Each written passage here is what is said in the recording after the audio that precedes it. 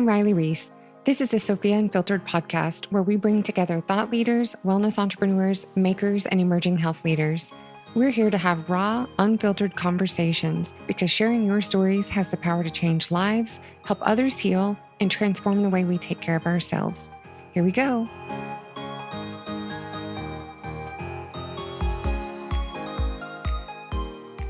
Hi, everyone, and welcome back to Sophia Unfiltered. Michelle and Riley here with you today, and we're talking to Dr. Martha Jo Atkins.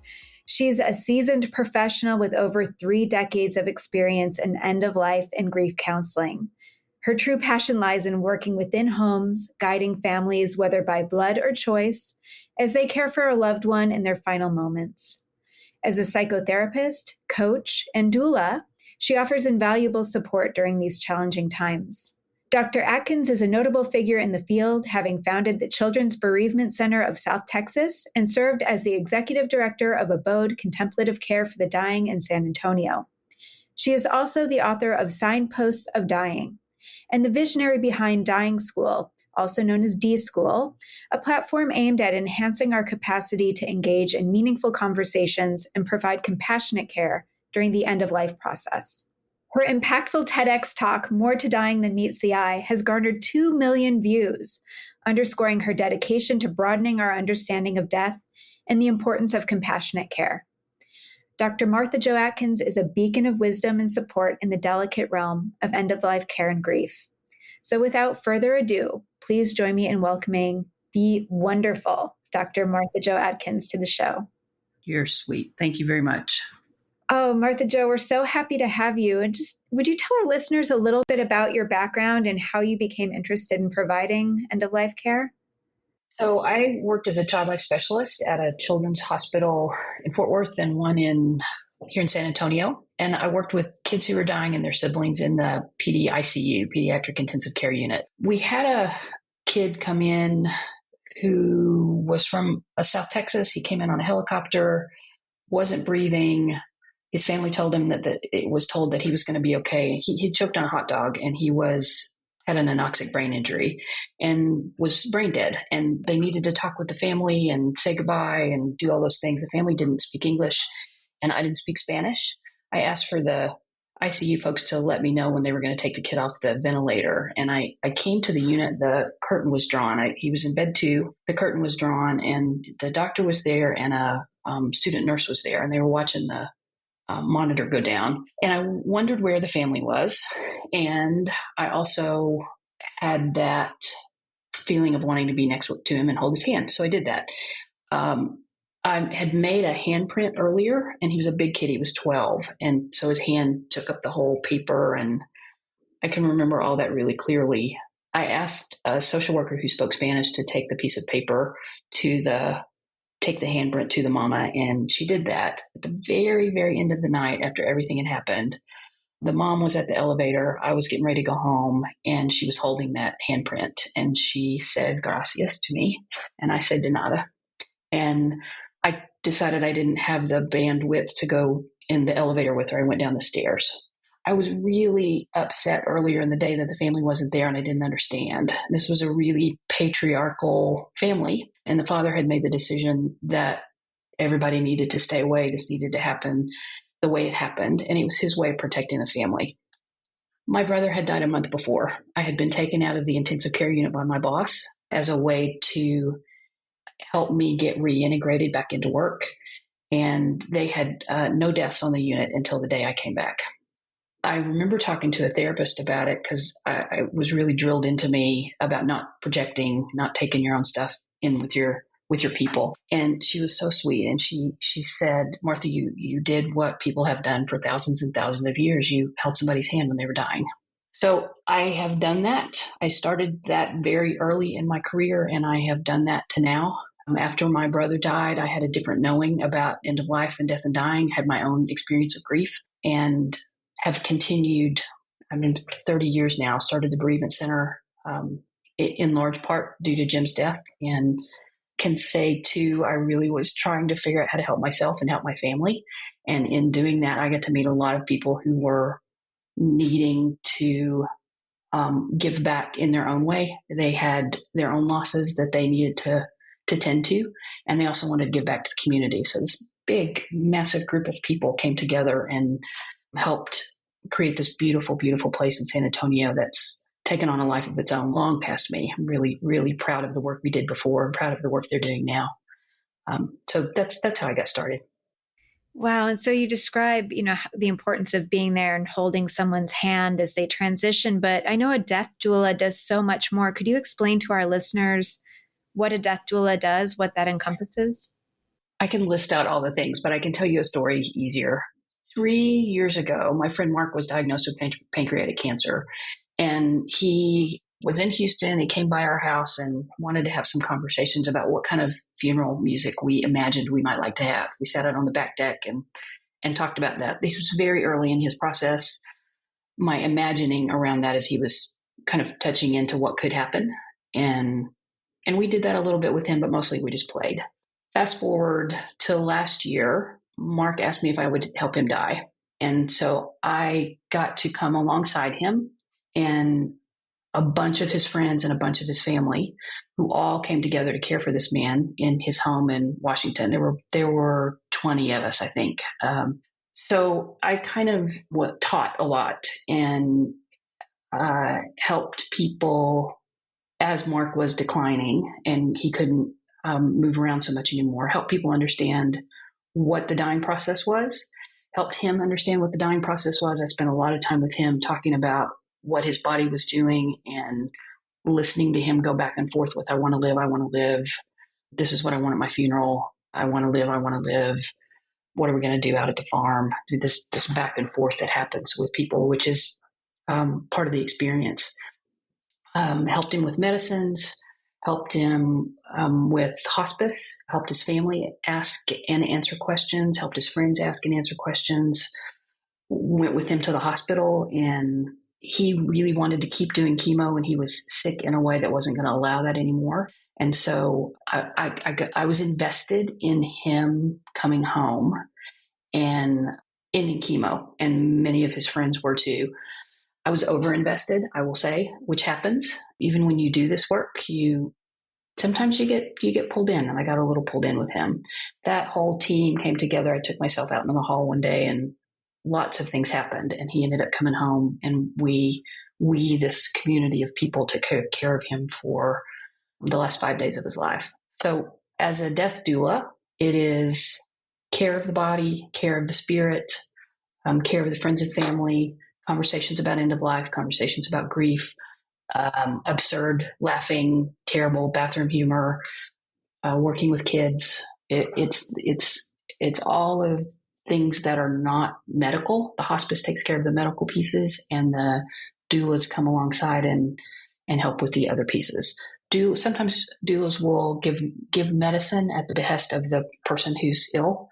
Sometimes other people do that, and there are medical people who teach about being doulas, and then there are people who don't have medical background that teach about being a doula, and both are valuable.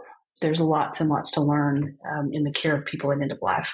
That was kind of rambly, but there you go. Well, as I hear you talking about this and I'm imagining these scenes that you're describing, I feel my heart start increasing, and I'm like, oh my gosh, what would I say? What would I do? And I think it's one of those things that we all go through it. We all die. As my dear friend that has cancer right now, she's like, we're all terminal.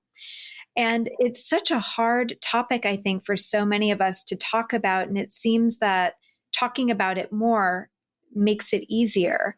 That when these things come up, that it's not such a taboo thing. And why do you think it is so taboo in our culture? Why is it not talked about if we all go through it?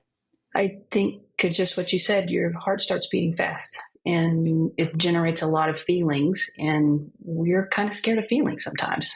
Well, we start feeling sensations of anxiety and sadness, and we go back to other losses, and it can be, as somebody said yesterday, I did a conversation yesterday with a group of people, and this was intense. And then somebody else said, and I didn't want to leave the conversation. So both of those are true. And I find that over and over when I talk with people that I want to know, but I kind of want to know at a distance, which is okay. I get that. Kubler-Ross started conversations to get hospice in our country in the very early 70s. And she talked about how we don't talk about death and dying in our country. I think and I hear people still repeating that all these years later, 50 years later. I think we are talking about it more. There's lots of places. I'm thinking like Indwell, and I'm thinking of different programs that bring different pieces of end of life to bear for us to have conversations about. So I think we are talking about it more. People come to D school, people are going to take doula training, and there are lots of people who don't want to talk about it. They don't want to think about end of life because that's far away, and that's okay. It will show up for them at some point with their family members or with themselves. And usually that's when people start coming around and asking questions of me. I don't know if that's true for other people, but that's true for me. Yeah, and you mentioned D school, and I know you have a D school coming up, dying school. And that's the bulk of your practice right now, is working with grief, transition, loss, death. So what can one expect to learn at dying school? Dying school is a community of people that come together, and they're vulnerable in their shares. It's the first 3, 4, 5 weeks, they're kind of tiptoeing in, and then something happens and breaks open the class. I don't know how to say it other than that, but it has happened every time I've taught it that way. I think people want a place to have conversations about this stuff. Some people do. The people that come to D school do. They have their own losses that they need to sort through again or for the first time. And they want to think about how they're going to help somebody else. Lots of folks who come in are caring for or will be caring for a family member. They're looking down the road a little bit. They've got parents coming in or friends that they want to help take care of. And then eventually, as you get later in the class, there's more conversation about, oh yeah, I'm going to die too. What kinds of things do I want to have happen at my end? Who do I want to have take care of me? What kinds of things do I want to have around me? Where do I want to be? Do I want to have a hospice experience if that is a choice? Do I want to have a experience where I can, in my life on my own terms? There are lots and lots of questions. And then the questions about after. Do I want to be buried? Do I want to be cremated? Do I want to be turned into soil? Do I want to be turned into a diamond? Do I want to be shot out of a rocket and sent into outer space? The possibilities are many. So these are the kinds of conversations we have. And again, we look at the very serious and the absurd and everything in between. It's an interesting, every class is different and a joy. Everyone is a joy too. Who would you say your ideal student is for dying school, or could it be anyone that just has a curiosity? I think it's anybody who has a curiosity. If you're willing to go into that kind of space and have, I mean, really it'll be 10 weeks this year. It's 10 weeks of waking up every morning, and this is part of your experience for 10 weeks. It is intense and fluid, and you can be as engaged as you want to or not.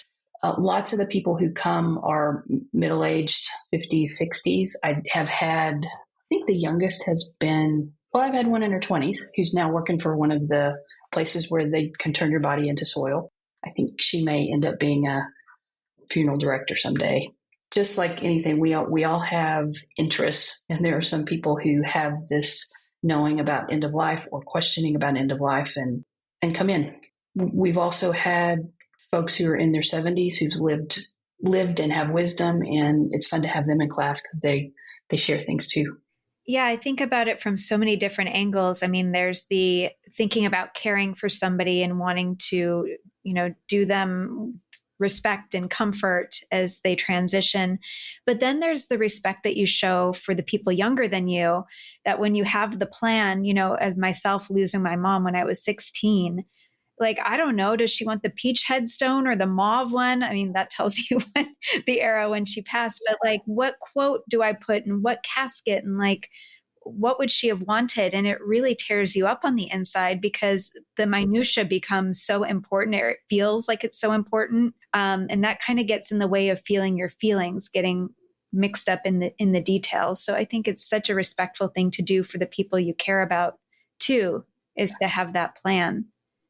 Yeah, I think so too. And I make up that for some of us, the details are part of our grief. And that's a way that we function in the moment to be able to take care of ourselves and take care of business. And when you're a 16-year-old, there's a lot of business that I would imagine felt really big.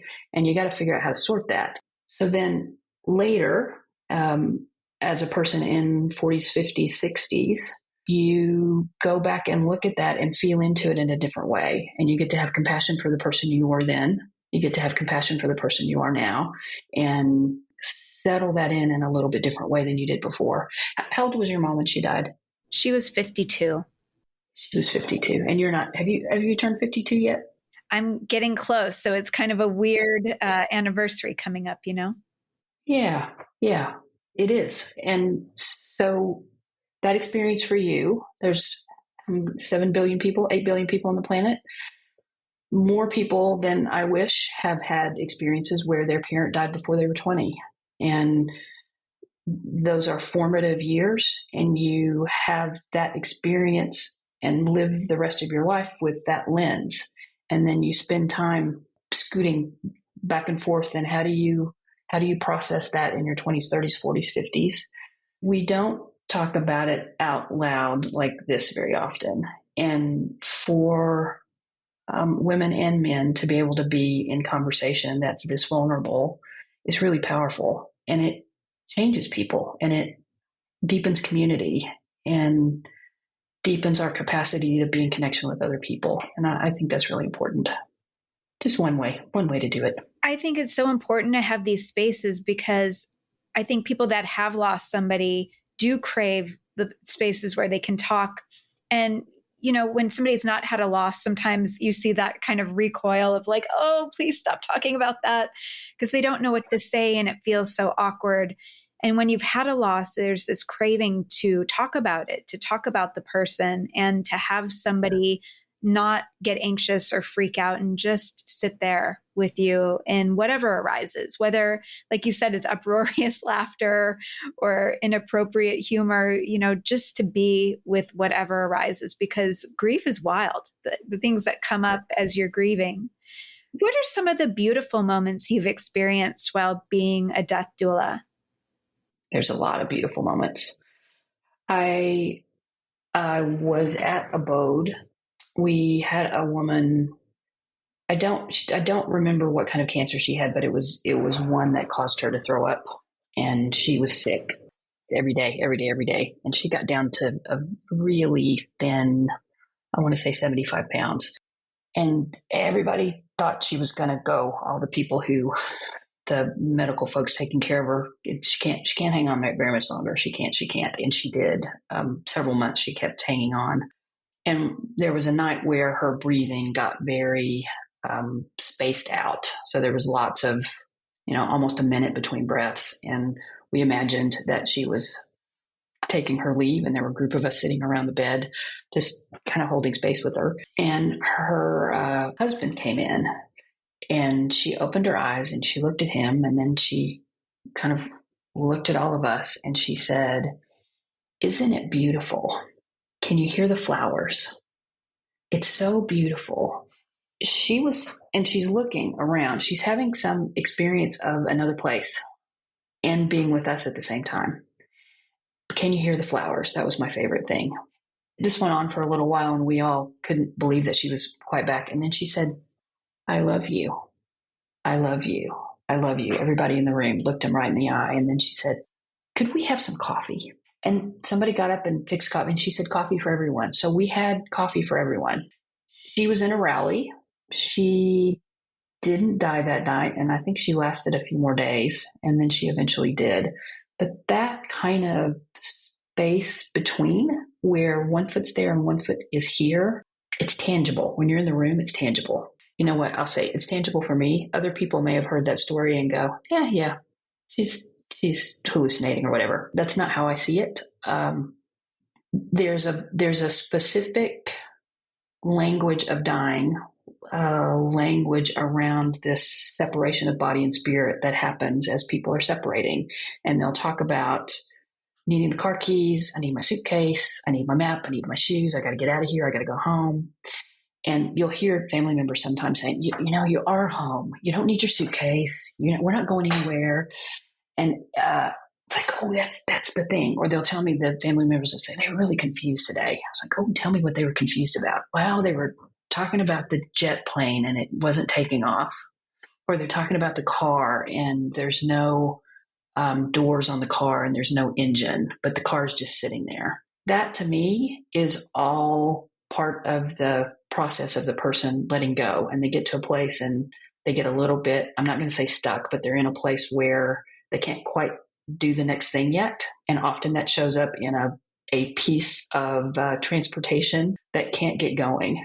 When my Aunt Betty was dying, we didn't know she was dying.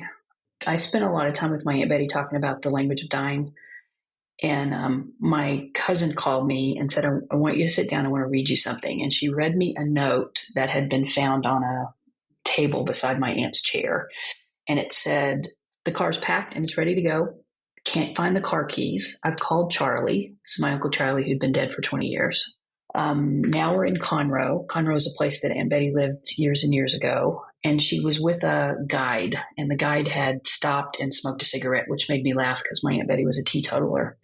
But if you look at end of life conversations like that, very often there will be a guide. Very often there will be a car. Very often there will be everything's ready to go, but this one thing, can't find the car keys, can't go. My aunt had had a stroke and a heart attack. I found that out later. And at some point she had awakened in the night. She had scribbled that. And then they found her the next day, took her to the hospital, and she was on hospice and died that end of that week. But that is a handwritten deathbed vision account. And those, when I think about meaningful dying experiences, those are very short, often very short, but they're very powerful. And that language of dying, when people can get it and really hear it, it can change the experience for the witnesses and the family members around the bedside. I've never heard that before. And I love that when you hear that, you're like, oh, they're on the right track. And I get this image of you, just like when we welcome a baby into the world, there's all these expectant faces and like, come on, come on. And, Riley just had a baby. So this, that, we're just so excited to bring them into the transition from the unmanifest into this world. And I get that image of what you do too, Martha Jo, of like, we're kind of coaching them out of their body and out of this world, that we're kind of like clapping and we're like, you can do it with that same, is it that same energy? Like, could it be that same energy as when we're welcoming a baby? Like, it's your rebirth day, you're transitioning. So that is one way of making meaning of dying. And that is a way that I like to make meaning of dying. I said to my friend Mark that I have been at the bed and I can feel, know, see that very particular kind of breathing that happens. Sometimes people just stop. They have a breath and it's done. But often there's this shift that happens and you can see the breath come up and out. And when that begins to happen, I have been at the end of the bed, and it's people I know and that I've worked with a long time. And I'll say, oh, you're almost there. You're almost there. You're doing great. We're right here with you. You're almost there. And I said that to Mark, and he said, don't do that with me. I said, okay, what do you want me to do instead? And he said, tell me you love me. I said, okay, I will tell you I love you. I love that I got to have that conversation with him. And I love that I got to do what he wanted. So I say that to you and to whoever's listening. These are conversations worth having, because this particular time, you're pretty vulnerable. And you want to have people around you who you trust and love. Some people think that that nobody dies alone. There's an organization, and some people believe that nobody should ever have to die alone. Some people want to die alone. They just do. And giving breaks. We have invited a family to go have pie.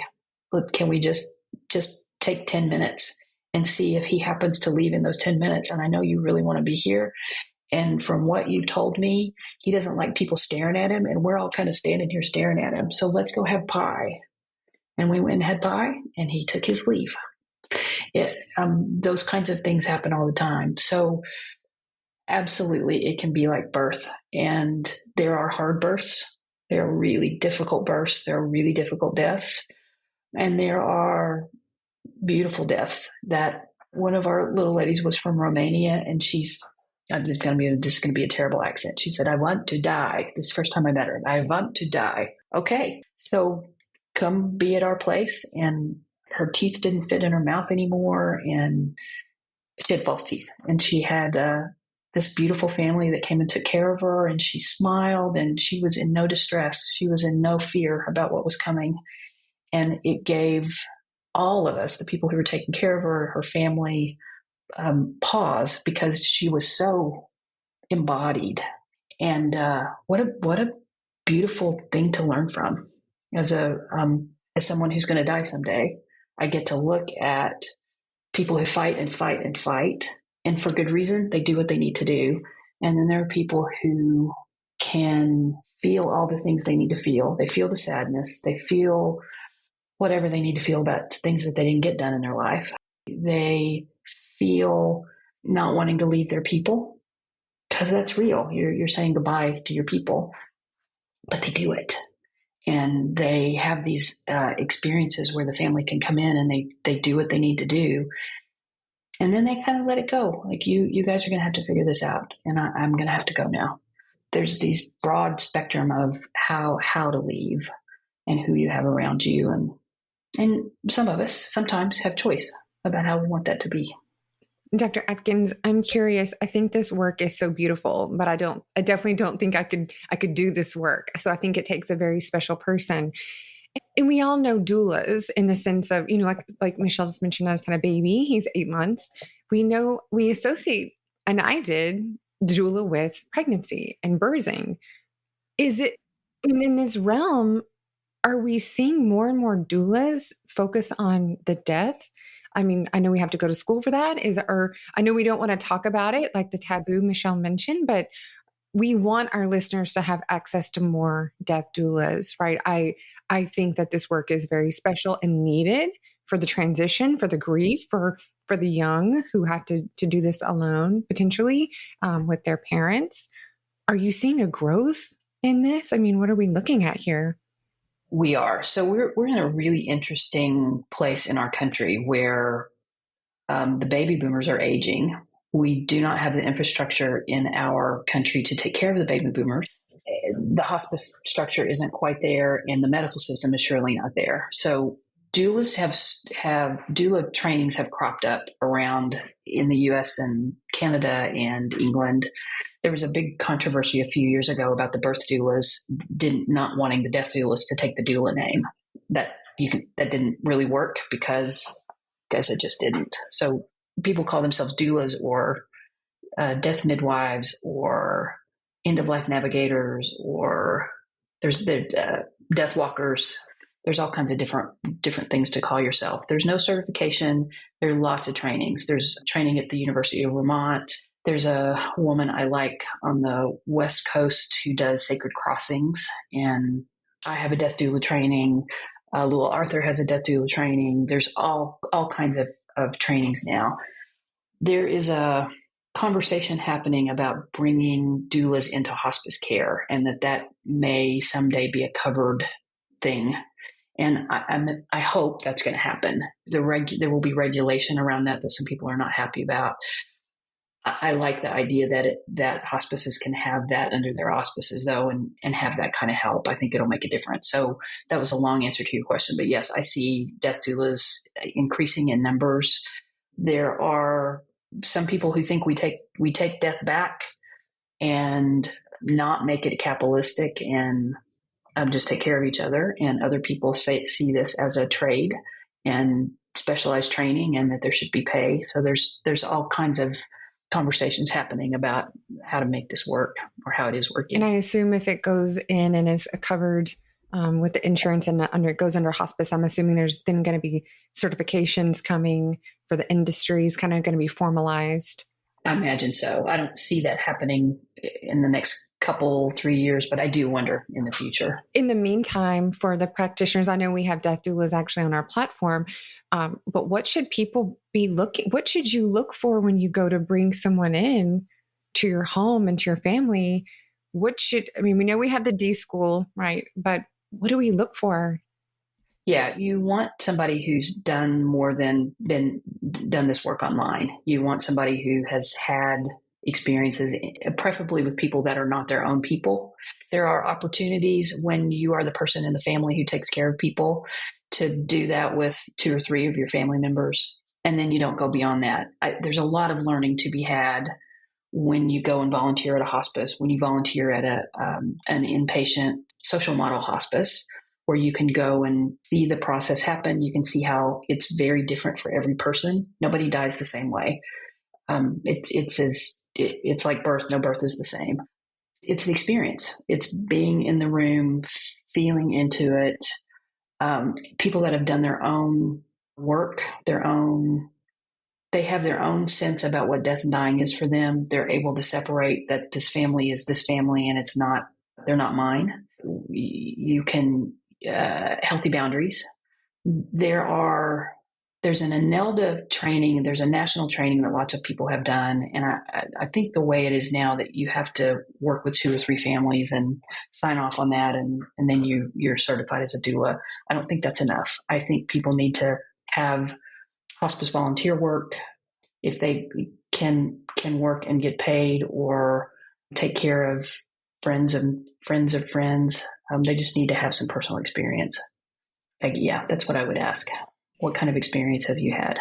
So, having had a lot of experience, Martha Jo, I'm curious, what would you offer to the listeners, like how to live our lives so there isn't a difficult transition? Like, what do you see being difficult? And like, what would you suggest to people to make it as beautiful and easeful as possible when it's their time, when it's our time? I think one of the things is about doing your own work. What in your heart, in your psyche, hasn't been taken care of that you need to take care of? What business hasn't been cleaned up? Because you can't do the work of a lifetime on a deathbed. If there are difficult relationships and there's a potential to better those in some way, work on bettering them. Go ahead and do that now. Have conversations with people that you imagine you might want to be there with you. And even if they're not, you have had the conversation, and it's like throwing the pebble in the pond. You start it, and then it's easier to have the conversation later. I just was talking to a friend of mine yesterday. I don't have children. She doesn't have children. We were jokingly talking about having a compound somewhere, and I don't know, we may have a compound somewhere. I don't know what's going to happen in 30 years, but that sounds kind of fun to me. There's a group in New York City that all lived in this big building, as people live in New York City, and they started a co-op and have people help them as they're aging, and they're all going to help each other as they die. So it's kind of putting your psychological, emotional pieces in place as best you can. Your physical, who's going to take care of you. Write your damn will. Do your will. And durable power of attorney, who's going to take care of you if you can't take care of yourself. I hear that a lot. We need to take care of ourselves. We need to do these things. I get that it's hard because we think about this big package of things that we have to do. Just do one of them. Just get online and figure out the durable power of attorney for your state and who that would be if you ever got to a place where you were incapacitated. It's one thing you can do. And you can get online and do a thing for your will. And there's a thing that'll walk you through whatever state you're in and ask you questions. And we don't really like to think about it. And it's a really good thing to think about because, as you said, 16-year-old trying to figure out all that stuff's a pain in many ways. Yeah, you talked about like throwing the pebble into the pond with a conversation. Do you have any suggestions of, if somebody's listening and they're like, I want to have this conversation or I want to bring this up, it's just so awkward. Like, are there any gentle ways to ease into these conversations? There's a really, I think it's a sweet way, that Death Over Dinner. It's a website that you can go to and you can put in things that ask you if you're a family member, if you're a person who is dying, are you a caregiver? And then it asks you what kinds of things you want to know about. Are you going to have one-on-one conversations? Are you going to do this at a dinner party? And then it gives you podcasts, things to listen to, things to watch, things to read. And if you are someone who wants to have conversations with other people, this is a really great way, and it's a free way to get some fodder for conversation. That's one, Death Over Dinner. There's a stack of cards, and I can see the cover of it. It's got a little skull on it, which does not help you at all, but I will figure out the name of the cards and get that to you. that's another way. It's a little game that can be played with questions about how you imagine you would want things taken care of, or ideas you have about death and dying, ways that you make meaning. That's a pretty interesting thing to do. I tell people Thanksgiving and Christmas, that's when the family's together. And if you can sneak that in to have just a little bit of conversation, then that can be useful. And some people roll their eyes when I say that, but it's true. And Thanksgiving and Christmas, Hanukkah, the Kwanzaa, all of the holiday times are when middle-aged folks go home and notice that their parents are a little bit different. They may need more help than they've needed, or they may be forgetful in a way that you hadn't noticed before because they had been covering something up. This is a time of the year when lots of things change for families, and kids get involved and need to move their people to assisted living or get more help. It's an interesting time to just talk about it just a little bit. Thank you so much. And I suppose for listeners, you could always just share this episode with a family member or your family and like, hey, what do you guys think about this? Just to get the ball rolling. Cause I think every conversation becomes a little bit easier once you've broached, somebody, it's like, has to be the brave one to jump in first. Like, let me put my toe in the water first, and then others will follow. I got a note from a mother one time that said, my son keeps giving me books and talking about dying. Why won't he stop?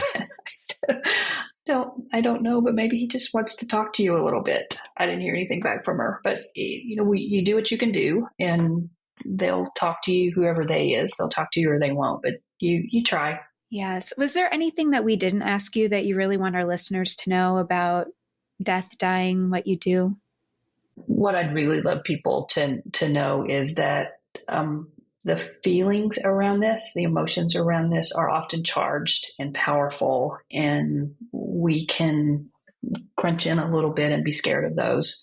And the invitation is to plant your feet and feel yourself in your body and feel the feelings and see what comes up. Because sometimes when you get past the anxiety and the fear, you can take a deep breath and there's something under there that you can talk about that can be connecting with people in your family or connecting with your friends in a way that you wouldn't have imagined.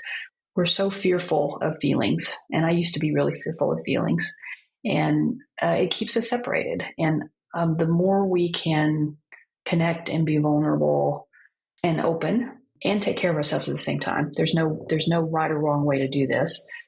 Whatever that looks like for you, it allows for connection. And the more we connect around death and dying or around other things, the better off we are in our society, I think. It's the more love thing. Approach things with more love. That would be what I'd want to say. Thank you so much for helping us have these compassionate and courageous conversations. I'm just curious, we ask all of our guests the same question, and that is, what are 3 pillars of your own well-being? What are kind of your 3 must-dos? 3 pillars of my own well-being. I must connect with other people. I have to connect with friends and family. I've got to take care of my own heart and business. I have a spectacular therapist and spend time outside and do things that are nourishing. And a 3rd pillar, which I just have started doing a little bit better, is taking care of my body. I didn't understand until the last few years how much emotion was trapped in my body. And as I have released that and moved my body and felt myself more present, it's allowed me to be more present with other people. So that's been a really good thing too. I love it. And so when is the next D School? How can people find you? Where can people connect with you? Yeah, thanks for asking. The next D School is going to be in February. It will be on Fridays. It will run for 10 weeks. And then I'm going to have an in-person experience in San Antonio for people who want to get my version of a doula certification. If people want to know more about that, they can get on my website, which is marthaatkins.com. Registration for D School is going to open up on the 15th of November, and then price is going to go up on December 1st. And there'll be a new website on December 1st too. There's some new things coming up this year. I'm not quite there yet, but we're getting there little by little. Well, thank you so much, Dr. Atkins. Riley, what's your time? What's your baby's name? His name is Max. Max. Okay. Max James. Max James. That is we got another MJ. Yeah, it is another MJ. Yes. That's right. I think those are really cool initials. He's an MJW. So yeah. That's great. I've enjoyed being with you too. Thanks for the invitation and the conversation. It's been really nice. Thank you so much for your time.